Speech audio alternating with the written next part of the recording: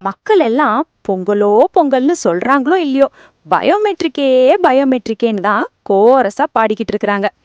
என்ன நடந்துச்சுன்னா, விடியற் காலையிலேயே குளிச்சு முழுகி புது வேட்டி கட்டிக்கிட்டு அரசு கொடுக்கும் அந்த பொங்கல் பரிசு தொகையை வாங்கிட்டு வந்துடலாம்னு நம்ம தாராபுரம் 14வது வார்டு மக்கள் வரிசையில நின்னாங்க. ஆனா அங்கதான் ஒரு ட்விஸ்ட். நம்ம ஒரு பயோமெட்ரிக் மிஷினு நான் இன்னைக்கு லீவு, எனக்கு ஸ்டாக் காட்டாதுன்னு அடம் பிடிக்க ஆரம்பிச்சிருச்சு. காலையில 7 மணிக்கு வந்தவங்க 11 மணி வரைக்கும் கண்ணே கலைமான ரேஞ்சுக்கு அங்கேயே தவங்கடந்திருக்காங்க. கடைசியா ஊழியர்கள் மிஷின்ல ஸ்டாக் காட்டலைங்கன்னு சொன்னதும் மக்களுக்கு வந்ததே ஒரு கோவம்.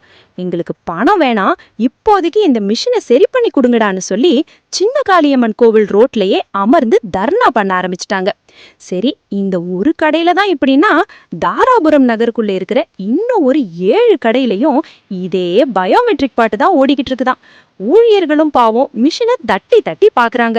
அது என்னடான்னா, உங்க விரல் ரேகை எனக்கு புரியலன்னு சொல்லாம சொல்லிட்டு இருக்கு.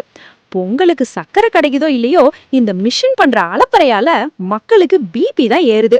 வட்ட வழங்கல் அலுவலர்களே, சீக்கிரம் வந்து அந்த மிஷினுக்கு ஒரு பூஸ்ட் கொடுத்து சரி பண்ணுங்கப்பா, இல்லைன்னா மக்கள் பொங்கலை ரோட்லயே கொண்டாடிடுவாங்க போல. இந்த செய்தியை பத்தி நீங்க என்ன நினைக்கிறீங்க அப்படின்னு கமெண்ட்ல சொல்லிடுங்க.